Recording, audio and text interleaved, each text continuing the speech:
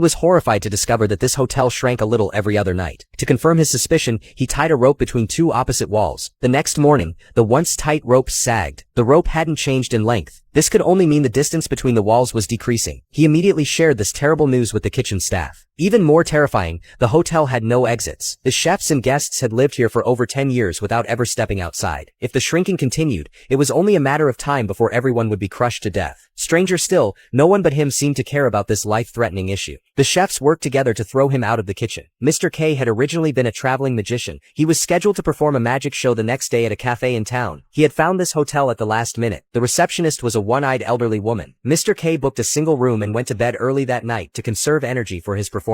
But the next morning, as he prepared to leave with two large suitcases, he found he couldn't locate the exit no matter how hard he tried. The stairwell he'd used the day before was now a solid wall. Judging by its worn appearance, it didn't look newly built. While he stood puzzled, the old pipes above began to shake and rattle. Soon after, the walls began to tremble. Pressing his ear to the wall, he heard a rhythmic pounding, like a heartbeat. The corridor lights flickered. Then, without warning, tiny doors opened at the base of the wall and a band marched out, playing music as they approached Mr. K. Completely bewildered by this series of bizarre events, Mr. K turned around with his luggage, hoping to avoid trouble. But as he rounded a corner, he bumped into a server carrying food. The server instinctively handed Mr. K the tray.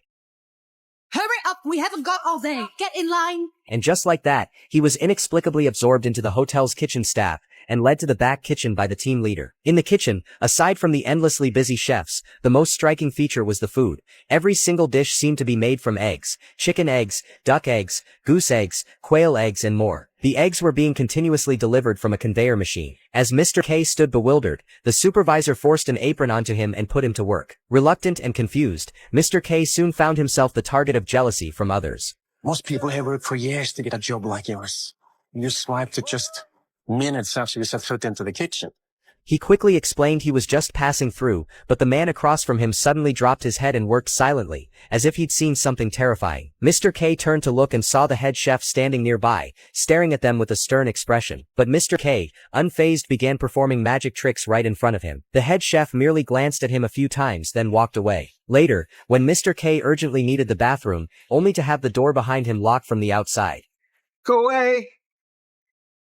Is it true what they say? Are you the liberator? What? There's not much time. Suddenly, the vent beneath the door slid open, and several hands reached in, trying to grab him. No matter how hard he kicked, the hands kept groping. It wasn't until Mr. K whispered, "I'm nothing," that the hands stopped and vanished. I'm no one. Having no idea what was going on outside, and wishing to avoid further trouble, Mr. K curled up in the corner of the bathroom and drifted off to sleep.